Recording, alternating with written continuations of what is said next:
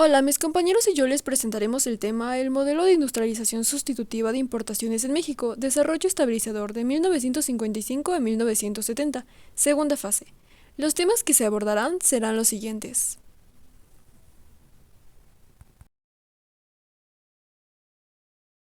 Características de la segunda fase del proceso de industrialización en México. Lo que se conoció como el milagro económico se caracteriza por un crecimiento económico del 7% de promedio anual, con estabilidad relativa de precios del 3% anual y estabilidad monetaria de 12.5 pesos por dólar. Sin embargo, ello ocurrió simultáneamente a un desequilibrio externo continuo y creciente. El motor de crecimiento siguió siendo el sector industrial, el que a su vez se promovió al avanzar y profundizar la economía en la sustitución de importaciones de bienes intermedios y de capital, mientras que en esta etapa el modelo fue financiado por el sector turístico y por su parte el sector agrícola entró en crisis. La demanda externa aumentó y con ello la economía nacional. Para combatir la inflación se utilizó una política monetaria restrictiva y un estricto control del presupuesto.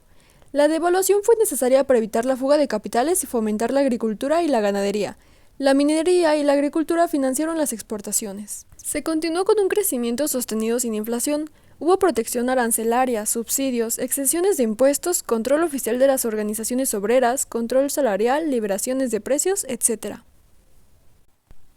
¿Cuáles son las características de la economía mexicana en el modelo de desarrollo estabilizador? La etapa de desarrollo estabilizador son los 15 años que van de la devaluación de 1954 hasta 1970, en los que se alcanzó un alto crecimiento económico de alrededor de 3.6 en términos por capital, estabilidad cambiaria y bajas inflaciones de 2.5%, en promedios similares a las economías ya desarrolladas. Sin embargo, el desarrollo estabilizador se basó en una división del trabajo entre el gobierno, los empresarios, los obreros, la burocracia y los campesinos. Los empresarios se comprometían a invertir y a cambio de ello obtuvieron importantes beneficios de parte del gobierno, que incluían subsidios en general. Las utilidades de las empresas y los dividendos de los accionistas se agravaban poco. Eso incluía excepciones fiscales a la inversión y deducciones de préstamos para inversión. Los trabajadores organizados, relativamente pocos como porcentaje del total, poseían salarios que crecían en términos reales. Igualmente contaban con prestaciones, servicios educativos, de salud y de seguridad social.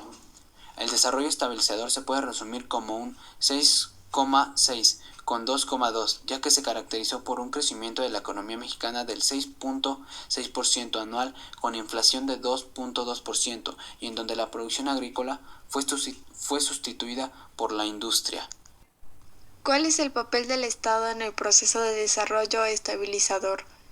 El desarrollo estabilizador se basaba en una división del trabajo entre el gobierno, los empresarios, los obreros, la burocracia y los campesinos. El gobierno ofreció a los agentes económicos reglas claras y la capacidad de construir consensos. Los salarios de los trabajadores organizados creían en los términos reales y se les ofrecieron prestaciones, servicios educativos, de salud y de seguridad social.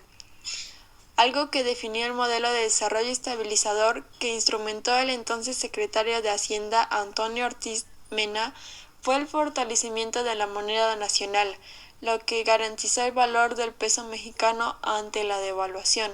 Asimismo, con la implementación de tal proyecto se llevaron a cabo nobles reformas al sistema fiscal para el manejo cauteloso de los recursos, quedando incluido por primera vez las estimaciones de gastos e ingresos en los principales organismos descentralizados y empresas del Estado. ¿Qué otros aspectos sociales y políticos estarían identificados en este periodo?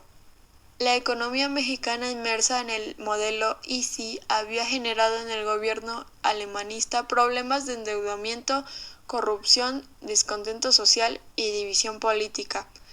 En lo político había problemas de resentimiento en la llamada familia revolucionaria, la cual se encontraba dividida en alemanistas y cardenistas, pero aún así, para finales del sexenio, la unidad de la élite no se encontraba en peligro, permitiendo la transferencia del poder con la anuencia del grupo cardenista de la CTM y con los miembros de la llamada izquierda oficial, que tenía como representante al tabasqueño Carlos Alberto Madrazo.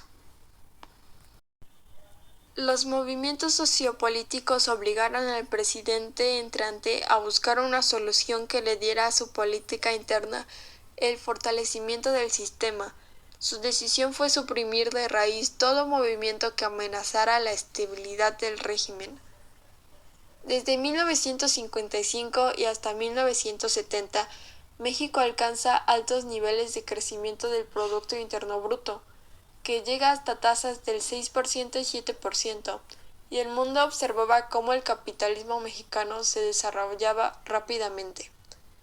En estas décadas ocurre una intensificación de los movimientos sociales, que generalmente se caracterizaron por ser reivindicativos de mejoras salariales o tierra para los campesinos, a la vez que los trabajadores solicitaban mejoras económicas, cuestionaban la falta de democracia y en consecuencia exigían La quiebra del modelo ICI de 1970 a 1982 fue que, mientras el país se encontraba bajo la presidencia de Luis Echeverría Álvarez, llegó la crisis, esto debido a todas las irregularidades económicas que se venían arrastrando de sexenios anteriores, como el fuerte gasto público financiero por una excesiva oferta monetaria, endeudamiento externo y una fuerte déficit en la balanza de pagos, creando una situación adversa para la economía, caracterizada por un crecimiento notable en la inflación.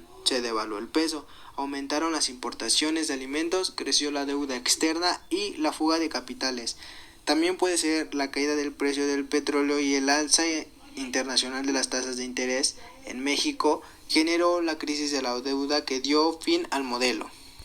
Conclusión. Durante esta segunda etapa, que va de 1955 a 1970, se profundiza la producción de bienes intermedios y de consumo duradero. Las divisas para importar los bienes de capital que el proceso demandaba se obtuvieron mediante préstamos del exterior y de la inversión extranjera directa. El comercio industrial mantuvo un ritmo de crecimiento sostenido.